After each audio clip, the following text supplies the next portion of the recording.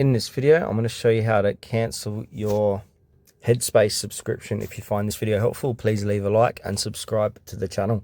In saying that, let's just jump straight into the video. All right, so I'm going to do it via iOS, Android, and website. So the first way, what you want to do for Apple iOS device users, open up the settings app on your device, tap on your Apple ID at the top.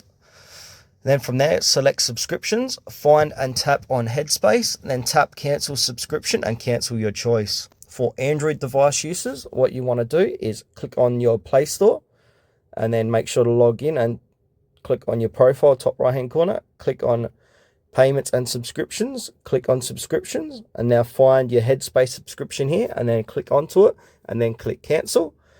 And the last way here is using a website. So go to headspace.com and log in with your credentials.